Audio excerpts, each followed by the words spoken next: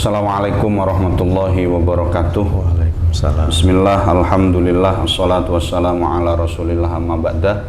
Para pemirsa Kedai Bincang, alhamdulillah saat ini saya sedang berada di dalam Kiai Haji Sa'dullah almarhum al-maghfurlah, dan di samping saya beliau Gus Ahsin. Nama lengkap sinten Gus? Muhammad Ahsin. Muhammad Ahsin. Untuk saat ini saya memulai program yang kedua. Kalau kemarin kita di Pondok Pesantren Wali Sampang, dan saat ini kita berada di Pondok Pesantren Ribatul Muta'allimin. Ini menjadi satu hal yang istimewa karena saya sendiri adalah pendatang di Pekalongan, Gus. Saya masuk Pekalongan 2011. Dan asli saya belum mengetahui seluk-beluk daripada Pondok Pesantren Ribatul Muta'allimin sendiri. Dan saya pikir ini juga menjadi satu keilmuan pesantren Kota Pekalongan, dan penting untuk kita sharing ke publik supaya publik tahu bahwa di Pekalongan bukan hanya terkenal sebagai kota batiknya, tetapi Pekalongan ini juga merupakan penghasil para ulama dan penghasil para santri, termasuk salah satunya adalah berasal dari Pondok Pesantren Ribatul Muta'allimin yang saya tahu usianya sudah hampir 1 abad atau mungkin memasuki 1 abad. Tentu para pemirsa penasaran, oleh karena itulah kita langsung minta penjelasan kepada beliau Gus Ahsin, bagaimana sih sebetulnya sejarah daripada pendirian dan kemudian generasi ke generasi ini bisa diceritakan, Gus. Monggo. Assalamualaikum warahmatullahi wabarakatuh. Waalaikumsalam warahmatullahi wabarakatuh. Terima kasih atas kehadiran panjenengan. Semoga silaturahmi ini bisa berlangsung dan mempererat tali silaturahmi kita khususnya dan pondok pesantren pada umumnya. Amin. Insyaallah. Pondok Pesantren Ribatul Muta'allimin itu didirikan oleh Mbah Yai Selan. Kurang lebih ada 2 versi tentang tahun berdiri ini. Ada yang mengatakan 1911 atau ada yang mengatakan 1921. Tapi kalau dilihat dari usia beliau, kemudian haul beliau, tampaknya lebih mendekati yang lebih benar itu ke 1921. Karena beliau lahir itu pada menjelang tahun 1890-an. Jadi kalau 21 itu kan berarti sekitar usia 20-an lah, daripada lebih nyambung daripada usia sekitar belasan tahun. Yeah. Jadi mungkin itu kalau dari sisi usia. Kemudian Mbah Selan sendiri sebenarnya usianya tidak terlalu panjang, hanya sekitar 40-an. Beliau meninggal itu kurang lebih tahun 1938-39. Jadi kaitan dengan tahun berdirinya mungkin lebih pasnya 1921. Berarti tahun ini 1 abad. Jadi tahun ini 1 abad, walaupun 8-9 tahun yang lalu sudah pernah diperingati sebagai 1 abad gitu, karena mengacu pada yang angka 1911, dan itu juga atas permintaan para alumni, Mbok sudah ini diadakan kegiatan, siapa tahu saya nggak menangi lagi gitu. Akhirnya diadakan dengan merujuk pada tahun 1911 gitu. Jadi sekali lagi didirikan oleh Mbah Yai Selan. Jadi Mbah Yai Selan itu hanya usianya sekitar 40-an, masih 40 relatif tahun. muda meninggal. Beliau nyantri di Mbah Khalil Bangkalan di Madura. Sedangkan yang kami tahu tentang Mbah Selan tidak terlalu banyak juga. Ada banyak cerita, banyak versi tentang keturunan beliau. Ya, tapi kami tidak tahu persis. Memang pernah kami sowan Pak Lutfi, beliau cerita bahwa Mbah Selan itu masih ada sangkut pautnya, urutannya dengan Syekh Tolabuddin yang masih. Ya, tapi itu kami dari keluarga malah tidak ada yang tahu. Jadi bagi kami ya sudah, yang itu memperkaya hasanah tentang Mbah Yai Selan saja. yang kami dengan keterbatasannya hanya mengetahui Mbah Selan bin Muhsin itu saya. Sementara kami tidak tahu bahwa dan seterusnya. Itu juga sudah pernah kami konfirmasikan dengan Pak Kiai Sa'dullah, Pak Kiai Hasan Rumuzi selaku putra bungsunya juga tidak terlalu banyak informasi tentang beliau. Jadi Mbah Selan itu meninggalkan putra 5 orang. Oh, putranya 5 orang. 5 orang dari istri yang pertama Ibu Hauliyah, itu putranya yang pertama Ibu Hadiroh, yang nanti diperistri oleh abah saya, Pak Kiai Nahrawi. Kemudian yang kedua Pak Kiai Hamid Yasin. Kemudian yang ketiga Ibu Nyai Bariroh, itu yang domisilinya di Pandansari, dan yang keempat itu Bu Nyai Jauharoh. Kemudian Bu Nyai Hauliyah meninggal, kemudian beliau menikah dengan Ibu Nyai Masurotun, kemudian lahir Pak Kiai Hasan Rumuzi yang domisilinya di Banyurip. Dan pada awal Ramadan kemarin beliau kapundhut. Itu. Nah, setelah tahun 39 ketika beliau ini wafat, kemudian pondok ini diasuh oleh menantunya, yaitu Mbah Yai Nahrawi. Jadi dari Mbah Yai Selan ke Mbah Yai Nahrawi. Ke Mbah Yai Nahrawi. Karena masih putra-putranya masih kecil gitu. Bahkan dari sebuah riwayat abah saya menikah, itu setelah menikah abah saya dipondokkan ke Termas. Mbah Yai Nahrawi ini. Iya, Mbah Yai Nahrawi kan nyantri ke Mbah Selan. Nah, di sini menikah itu terus kemudian dipondokkan ke Termas gitu. Jadi bagi putra-putri Mbah Selan, abah saya itu juga sekaligus merangkap sebagai orang tua gitu. Karena wafatnya usia 40 Mbah Selan. Kalau 40 kan umumnya masih belum mantu, Gus. Masih mungkin itu. Jadi menantu pertamanya beliau. Ya, mantu pertamanya. Beliau abah saya itu. Kemudian dari Mbah Yai Nahrawi akhirnya punya keturunan. Mbah Yai Nahrawi kemudian pondoknya secara umum diasuh secara kolektif. Kemudian setelah sekian lama beranjak, terutama ketika putra Mbah Selan yang kedua Pak Kiai Hamid Yasin sudah mulai beranjak dewasa, mungkin pondok ini dikelola bersama-sama oleh Pak Kiai Hamid Yasin. Hanya Pak Kiai Hamid Yasin juga tidak terlalu lama. Beliau juga tidak terlalu panjang usianya. Beliau meninggal tahun 81. Kira-kira usia berapa, Gus? Usianya juga sebenarnya sudah dianggap sepuh ya. Karena berarti berapa? Kalau tahun 40 misal beliau Mbah Yai Selan meninggal ke 80 itu sudah 40 tahunan. Itu berarti kan Pak Kiai Hamid sudah lahir gitu. Jadi usianya ya mungkin di atas 40 tahun.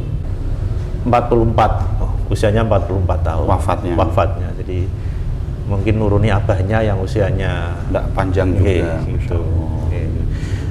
Nah, terus model pendidikan Mbah Yai Selan sampai ke Mbah Yai Nahrawi ini masih sama salaf atau sudah ada perubahan? Karena saya melihat jadi awalnya sebagaimana pondok pada umumnya, jadi hanya semacam sorogan dan lain sebagainya itu. Cuman menurut abah saya, Mbah Selan itu sudah, kalau mungkin ukuran sekarang sudah progresif.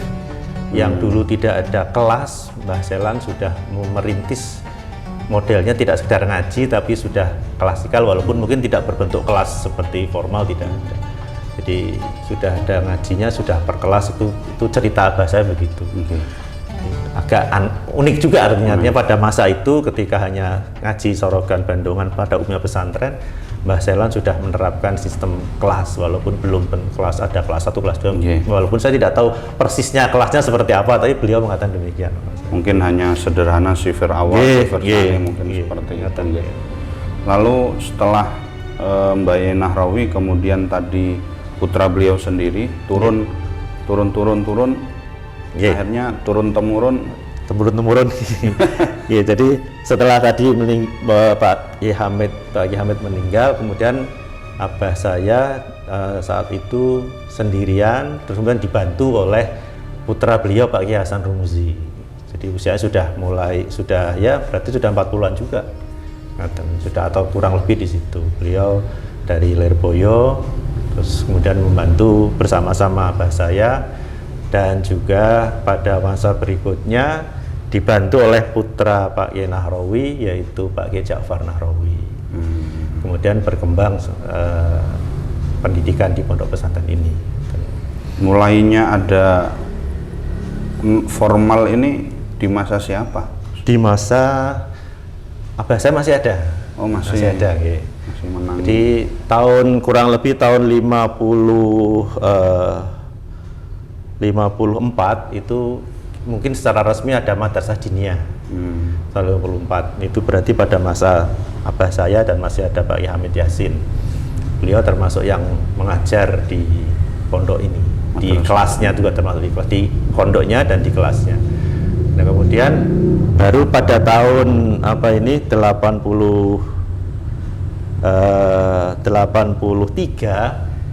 Pak Kiai Ja'far, atas inisiatif Pak Kiai Ja'far tadi merintis berdirinya MTS. Dan juga sekaligus tahun 85 itu merintis MA. Di lulusannya langsung bisa diterima di MA. Artinya sudah disiapkan ketika nanti MTS sudah selesai tamat, sudah ada MA-nya. Itu tahun 83 dan 85. Jadi resminya ada pendidikan formal di tahun 83 itu MTS, 85 itu Aliyah. Kemudian setelah Bayi Ja'far itu yang melanjutkan tongkat estafetnya. Itu masih bersama-sama dengan Pak Kiai Nahrawi. Sambil itu berjalan. Nah, pada hingga tahun 96 Pak Kiai Nahrawi wafat. Usia berapa itu? Usia kalau tidak salah dulu di pengumuman meninggalnya itu sekitar usia 85. Berarti termasuk sepuh. Jadi ini menantu sepuh. Sementara tadi Pak Kiai Hamid Mbah Selan usia muda, Pak Kiai Hamid juga usia muda, bahkan istri Pak Kiai Nahrawi yang putra pertama Mbah Selan juga usia muda. Nah, sebentar, Bayi Nahrawi ini aslinya dari mana, Gus? Aslinya di Gang 12 Landung Sari juga. Oh, Landung Sari. Yang mriki piyambak. Yang mriki piyambak. Gang 12 dipondokkan ke sini dan dijadikan menantu, dipondokkan ke Termas. Ya Allah, di Termas berapa tahun Bayi Nahrawi itu, Gus? Saya tidak tahu berapa tahun, tapi ceritanya beliau berhenti dengan masih nyantri dengan Pak Yai Dimyati. Mbah Dim Termas. Ceritanya itu Pak Kiai Habib putra bungsu kalau tidak salah, itu kan masih kecil kira-kira itu cerita. Dia sering kadang menceritakan tentang menyebut nama Pak Kiai Habib yang masih kecil pada saat itu. Kalau di Termasnya, kalau di Pekalongan seangkatan dengan atau bersama dengan Pak Kiai Mudakir. Mbah Yai Nahrawi, Mbah Nyurip niku teman di sana lah kira-kira begitu di Termas itu. Nah, kemudian setelah tahun 90 wafat, maka ya berarti sudah ke generasi berikutnya, walaupun masih yang tadi meneruskan ada Pak Kiai Ja'far, ada Pak Kiai Hasan Rumuzi gitu. Dan juga sudah mulai ada Pak Kiai Sa'dullah karena sudah kembali dari Lirboyo dan dari Mekah terus itu. Hanya sayangnya Pak Kiai Ja'far itu wafat hanya setahun selisih dengan Pak Kiai Nahrawi. Jadi masanya setelah abah meninggal, Pak Kiai Ja'far hanya setahun saja. Itu. Kira-kira usia berapa, Pak? Usia 57. 57. Terus kayaknya kok muda-muda nih. 57. Terus berarti Yai Hasan Rumuzi berarti. Jadi setelah itu Pak Kiai Hasan Rumuzi kemudian dibantu oleh Pak Kiai Sa'dullah sebagai putranya Pak Kiai Nahrawi dan Pak Kiai Najib.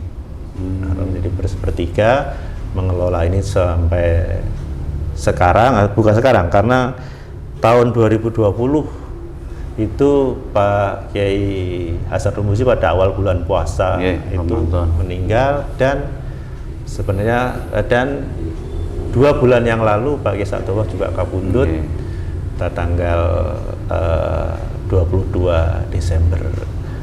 Sekarang tinggal Berarti yang sekarang menjadi pengasuh Pak Kiai Najib, kemudian bersama-sama keluarga di sini mengelola pondok pesantren Ribatul Muta'alimin ini. Ribatul Muta'alimin. Baik, pemirsa, itu sedikit sejarah tentang pondok pesantren Ribatul Muta'alimin, bahwa di tahun 83 nggih.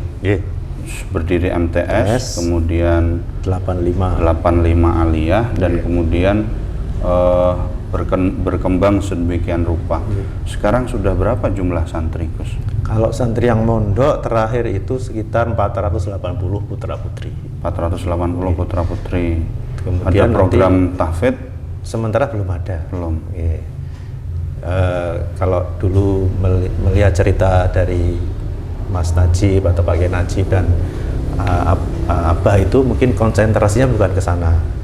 Konsentrasinya ya Qur'annya mungkin hanya bukan tahfidz tapi membaca biasa, dan mungkin sebagaimana pondok pesantren lainnya pada kajian-kajian fikih, nahwu dan lain sebagainya begitu.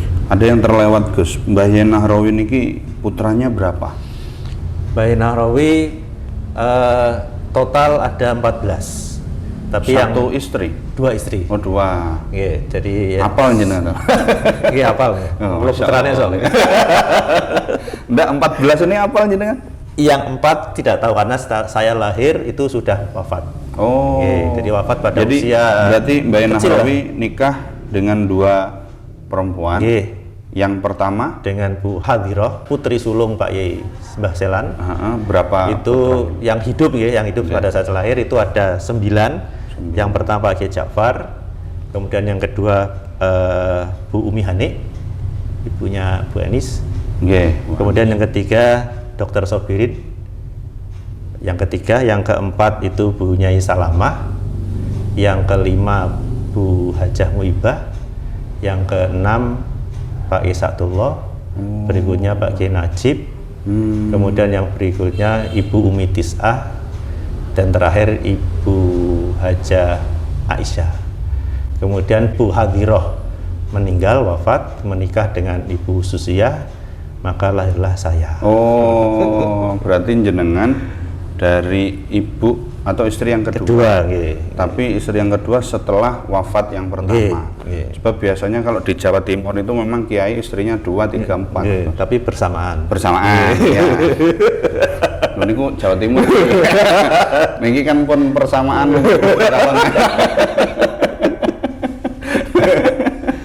Terus saya beberapa alumni ini nanya but mereka kan grogolan ini orang no gambare bojo loro. Torikohnya 1 ngoten. Kalaupun 2 bergantian. Oh, berarti jenengan dari istri yang kedua. Jadi kalau Mbah Yai Sa'dullah itu dari istri yang pertama. Pertama. Mbah Selan juga istrinya 2. Yang tadi Bu Mbah Aulia 4 putra, dan yang kedua Mbah Masur-Rodon, Mbah Nyai Masur-Rodon yang Pak Yai Hasan Rumuzi. Berarti Yai Hasan Rumuzi itu putranya Mbah Yai Selan ya, dari istri yang kedua. Dan itu pun bergantian. Jadi mantap enggal.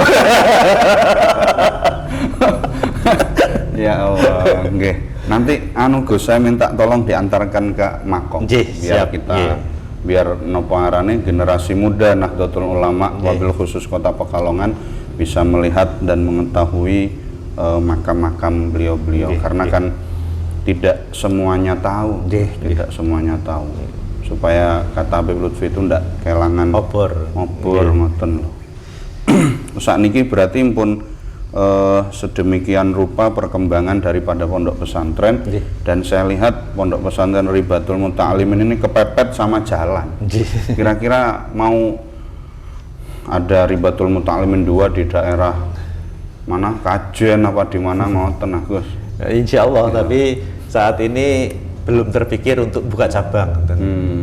Jadi kami memang sedang dalam upaya meningkatkan kapasitas kamar dan lain sebagainya, karena memang meningkat, lebih-lebih masa pandemi semacam ini. Maka ikhtiar kami kebetulan saat ini baru dimulai upaya pembangunan kamar yang karena nggak bisa beli tanah, nggak bisa melebar, akhirnya meninggi gitu. Iya, Jadi iya, yang iya. semula itu dulu dalamnya Mbah Selan, kemudian Abah juga di sana, itu sebagai rumah warisan dari Mbah Selan. Nah, saat ini akan dibangun di tingkat 3, insya Allah, pandoanipun. Amin. Kalau Pak Wali Kota, Pak Sailani Mahfud niku, Pak Sailani Mahfud itu cucu dari Mbah Selan. Jadi dari tadi yang pertama putranya Ibu Nyai Hadiroh, yang nanti Pak Kiai Nahrawi, Pak Kiai Hamid Yasin. Nah, yang ketiga itu Bu Nyai Bariroh. Nah, salah satu putra Bu Nyai Bariroh adalah Pak Sailani yang periode kemarin jadi wali kota. berarti kalian jenengan apa nih? Sepupu. Sepupu. Nggih, sepupu. Dalamnya pundi niku, Gus? Pak Sailani di Binagri ya, Metono. Oh, Binagri ya. oke, oke. Ini yang rumah sebelah ini adalah rumah keluarga beliau. Jadi berarti milik orang tua beliau yang mungkin sekarang sudah diwaris dan sebagainya seperti itu. Nah, kalau beliaunya sendiri menetapnya di Binagri ya. Di negeri ya. Ribatul Muta'alimin teng mriki niki di atas tanah luas berapa kira-kira, Gus? Saya belum ngecek, tapi alhamdulillah kemarin sudah diupayakan tanahnya itu sudah bersertifikat wakaf. Tapi tidak sampai berapa meter perseginya, Nggak melihat ke sana. Tapi memang agak niki nggih tabrakan dengan jalan dan lain sebagainya. Sebelah sana jalan, belakangnya sungai. Nggih.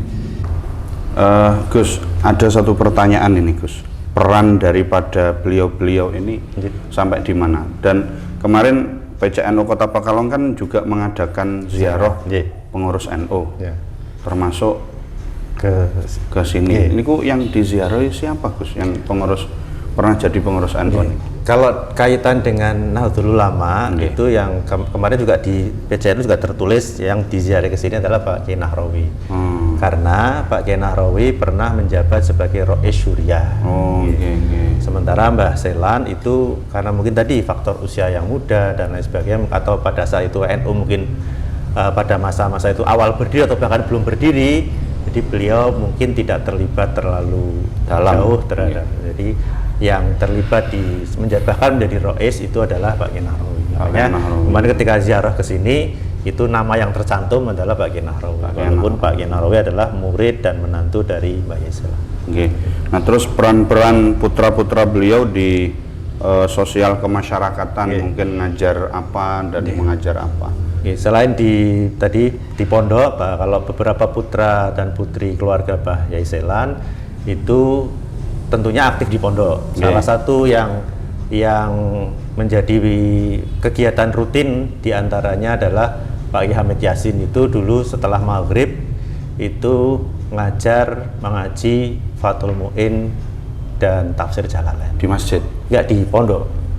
Di pondok itu mriki nih? Iya, itu yang di pondok. Kemudian di luar juga sebelum saya bicara keluar, saya lanjutkan dulu yang Pak Kiai tentang 3 yang di pondok. Di awalnya badal maghrib itu yang ngaji adalah Pak Kiai Hamid Yasin. Nah, setelah beliau meninggal, maka yang melanjutkan 2 orang. Yang tafsir Jalalain itu yang kemudian meneruskan adalah Pak Kiai Nahrawi, dan Fathul Mu'in yang melanjutkan adalah Pak Kiai Hasan Rumuzi. Kemudian tahun 96 itu Pak Kiai Nahrawi wafat, maka dilanjutkan Pak Kiai Ja'far Nahrawi. Tapi Fathul Mu'innya masih Pak Kiai Hasan Rumuzi. Pak Kiai Ja'far meninggal, kemudian tafsir dan Fathul Mu'in diampu langsung oleh Pak Kiai Hasan Rumuzi dua-duanya. Nah, sejak Pak Kiai Hasan Rumuzi meninggal, maka di setahun terakhir ini Fathul Mu'in dan tafsir Jalalain diampu oleh Pak Kiai Sa'dullah hingga beliau wafat. Untuk yang sekarang misalkan Mbak Sa'dullah mulang tafsir dan Mu'in itu di dalam apa di masjid? Di musola. Di internal pondok ini.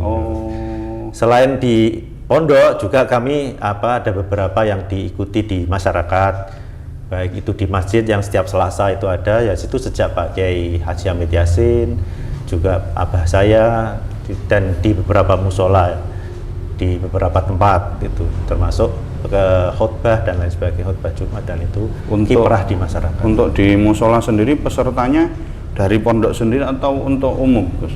Pada awalnya umum. tapi memang kebanyakan memang dari pondok sendiri. Itu kegiatan itu pada prinsipnya kegiatan pondok gitu. Jadi ngaji di situ, di samping ada ngaji-ngaji yang lain, tapi yang kita anggap utama karena yang diasuh langsung oleh pengasuh ya ba'dal maghrib itu memang pada saat awal dulu itu memang ada yang dari luar datang ikut ngaji ba'dal maghrib. Namun tampaknya akhir-akhir ini hanya dari kalangan santri sendiri. Walau itu sangat yang dari luar sedikit itu. Artinya bahwa pengajian kitab tafsir Jalalain kemudian kitab Fathul Mu'in ini jadi aurat, jadi wirid turun temurun lah, yang gitu. Tidak ganti-ganti. Tidak ganti-ganti. Artinya khatam, lanjut, ulangi lagi, khatam, ulangi lagi. Itu menjadi salah satu wirid niku tadi aurat. Keistimewaan dari setiap pondok pesantren tertentu memang memiliki hal yang semacam itu. Lalu kita kembali ke usia yang sudah 1 abad ini, Gus. Apa yang menyebabkan pondok pesantren ini usianya panjang? Karena kadang-kadang ketika pengasuh utama wafat, pondoknya juga ikut bubar. Atau misalkan ketika tidak bubar itu pecah. Putranya bikin sendiri ini. Kadang-kadang ya tukaran barang. Mungkin apa yang terjadi di sini mungkin nggak, kalau di pondok-pondok Jawa Timur dan lain sebagainya mungkin meninggal putranya buat sendiri. Mungkin di sini kan tidak begitu karena memang tidak terlalu besar. Salahnya tidak terlalu besar. Mungkin itu salah satu anugerah tersendiri. Kemudian selama tadi masih berjalan dengan kegiatan pondok pesantren, mungkin alhamdulillah hingga berlangsung sekarang, selain mungkin faktor masyarakat dan lain sebagainya, juga upaya dari kami tadi dengan misalnya membuka sekolah atau MTS pendidikan dan formal, walaupun itu juga tidak berarti 100% diterima gitu ya. Artinya ada hal-hal yang kemudian yang dulu ada menjadi tidak ada gitu. Contoh karena kemudian masyarakatnya mondok itu karena kemudian lebih berorientasi sekolah, maka biasanya setelah selesai sudah selesai. Kalau zaman dulu sebelum ada sekolah itu, yang ketika saya masih kecil itu yang di sini yang mondok ya bisa dianggap tua-tua lah gitu. Sehingga yang dianggap tua-tua ini akan memberikan sorogan kepada yang lebih juniornya begitu. Nah, sementara ketika sudah ada ada formal, hal-hal itu sudah mulai berkurang karena yang tua-tua ini sudah mulai selesai pulang itu. Ya, ini mungkin tantangan bagi pondok pesantren, bagaimana tetap menjaga hal-hal yang selama ini kita anggap baik dan juga harus menerima perkembangan yang harus kita mau tidak mau harus diterima perkembangan itu. Al-muhafadzah 'alal qadim sholeh niku. Nah, untuk sekarang pondok pesantren Ribatul Muta'alimin kan harus bisa menerima peradaban modernitas. Nah, ini kira-kira ke depan yang dipersiapkan apa, Gus, untuk menjawab tantangan-tantangan ini? Misalkan dari sekolah mempersiapkan konsep IT atau seperti apa? Ya, kira-kira begitu. Jadi karena memang kita berbasis pesantren tentu tidak bisa meninggalkan basis utama pendidikan pesantrennya. Diharapkan yang mondok di sini ya bisa ngerti tentang agamanya. Belajar agama di pesantren kan belajar agama dari sumbernya, bukan dari sumber utama, bukan dari yang lain. Kemudian kita juga tidak menutup kemungkinan terhadap perkembangan. Tadi dengan adanya MTS, adanya MA, maka yang dulu itu santri yang pondok itu kadang-kadang merasa minder karena aku neng pondok tok orang ngerti apa-apa. Itu maka dengan ada MTS, ada Alia, maka kemampuannya, ilmunya bertambah, tidak hanya tentang agama saja, tetapi juga tidak kalah bersaing dengan mereka-mereka yang ada di sekolah-sekolah. Dan banyak para santri yang mondok di sini dan juga sekolah juga melanjutkan ada yang ke pondok lagi lebih jauh, ada juga yang ke beberapa universitas, dan itu sudah berlangsung. Jadi artinya semoga nanti para alumninya siap mengisi di berbagai macam bidang. Amin. Baik Insyaallah. yang jalur agama maupun yang ya katakanlah yang umum lah kira-kira, walaupun ya ilmu semuanya sama. Nggih. Baik Gus, terakhir beberapa bulan yang lalu nggih, Nggih. Mbah Yai Sa'dullah kapundhut. Nggih. Nah, terus sekarang yang menggantikan beliau membaca tafsir kemudian Fathul Mu'in niku Jadi memang kebetulan pas beliau wafat itu memang kondisi pandemi semacam ini, kebetulan kami kemarin memulangkan santri. Beliau wafat itu dalam keadaan santri sudah di rumah. Dan kemungkinan insya Allah semoga pandemi ini berakhir, kami akan menerima santri lagi nanti pada bulan Syawal lah kira-kira. Semoga sudah membaik. Nah, karena kegiatan pondok ini harus berjalan, gitu, walaupun ya kita kehilangan sosok-sosok yang semacam itu, namun Ribatul Mutalib mestinya harus tetap berjalan. Maka sebagai penggantinya tentunya Pak Kiai Najib Nahrawi yang nanti akan membaca membaca kitab tafsir dan Fathul Mu'in. Selain itu yang menjadi kegiatan rutin Pak Kiai Sa'dullah ngaji selain malam itu yang berkaitan dengan internal pesantren, beliau ngaji setiap Jumat Kliwon itu Kifayatul Adqiya. Yang semula itu kan sebagai silaturahmi pondok dengan para alumni. Awalnya Pak Kiai Sa'dullah keliling ke satu tempat yang lain yang dipilih oleh alumni. Kemudian sekitar 2-3 tahun yang lalu ketika beliau sakit, maka setelah beliau sudah mulai membaik, ngajinya dipindah di musola. Nah, ketika beliau meninggal, itu alhamdulillah sudah ada penggantinya meneruskan itu, yaitu Pak Abdul Hakim. Beliau putra dari Pak Kiai Ja'far Nahrawi. Insya Allah mohon doanya agar Ribatul Mutalib bisa tetap berlangsung dengan segala macam kondisi yang dihadapi. Terima kasih. Baik pemirsa, obrolan yang luar biasa, kita bisa mendapat sedikit gambaran tentang sejarah daripada proses pendirian pondok sampai kemudian generasi ke generasi. Berarti hingga saat ini sudah sekitar 1, 2, 3 generasi. 3 nggih, generasi. Jadi cucu sekarang. Cucu nggih. Mbah Selan, Pak Kiai Nahrawi dan Pak Kiai Hamid Yasin dan Pak Kiai Hasan Rumuzi sekarang sudah turun ke anaknya, terutama anak dari Pak Kiai Nahrawi. Nggih. Dan dibantu yang lain. Sudah cucu nggih, cucunya Mbah Yai Sailan. Nggih. Ini sudah ke taraf cucu Mbah Yai Sailan, tetapi alhamdulillah Pondok Pesantren Ribat ini masih tetap terus bertahan di zaman yang modern ini. Kita doakan semoga pesantren ini terus memberikan kontribusi sebagai pencetak generasi ulama. Baik, untuk selanjutnya kita akan berkeliling pesantren dan kemudian terakhir kita akan meninjau lokasi makbaroh daripada beliau pendiri dan putra-putra beliau. Terima kasih. Ayo kita jalan-jalan terlebih dahulu. Ini adalah dalam Kasepuan gitu. Ini sekarang proyek untuk ditinggikan, dinaikkan untuk kamar, nambah kamar santri putri. Dan ini pemirsa adalah musola kuno. Musola kuno, monggo. Kersane ngertos musola kunonya Mbah Yai Sailan. Nah, ini adalah musola kuno Mbah Yai Sailan. Ini dalamnya yang nanti akan ditinggikan. Oke, sip.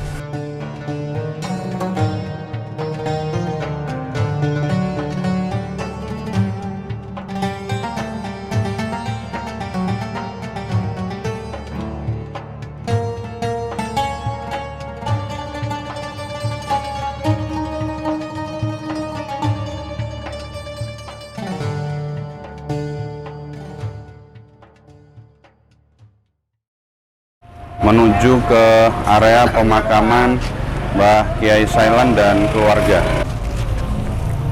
Pundi Gus mriki nggih? Nggih.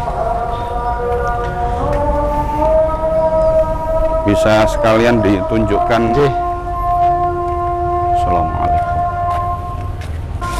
Ini makam dari keluarga Mbah Selan.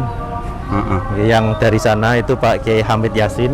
Pojok paling Nggih, barat. paling atas nggih, putra kedua Kemudian yang berikutnya Ibu Nyai Hajah Bahriroh, putri ketiga. Kemudian yang berikutnya lagi Bu Nyai Jauharoh, putri keempat. Ya. Kemudian yang ini Mbah Nyai Hauliah, istri Mbah Selan yang pertama. Terus baru Mbah Selan yang putih. Yang putih. Ya, sampingnya juga putih itu Pak Kiai Nahrawi. Oh. Ya. Sampingnya Pak Kiai Nahrawi itu Ibu Nyai Hadiroh, istri Pak Kiai Nahrawi, putri pertama Mbah Selan. Kemudian berikutnya adalah Dr. Sobirin, putranya Pak Kiai Nahrawi. Ini yang putih Pak Kiai Hasan Rumuzi. Rumuzi. Nah, yang sampingnya lagi itu Pak Kiai Ja'far Nahrawi. Dan yang paling ujung sana timur itu Ibu Nyai Masurotun, istri kedua Mbah Yai Selan, ibu dari Pak Hasan Rumuzi. Terus yang di luar sana bawah itu Ibu Susiah.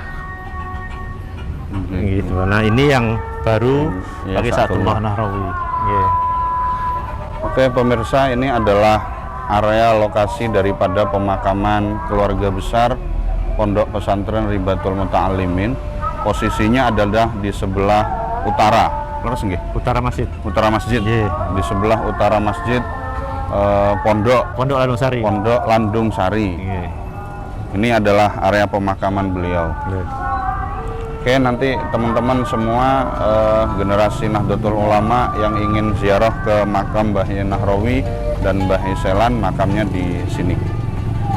Terima kasih Gus Ahsin sudah menemani tim Kedai Bincang untuk ziarah ke makam beliau, dan sekaligus kita sudah belajar tentang sejarah Pondok Pesantren Ribatul Muta'alimin.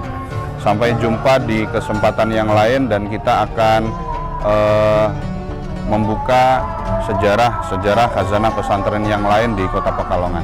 Assalamualaikum warahmatullahi wabarakatuh. Waalaikumsalam.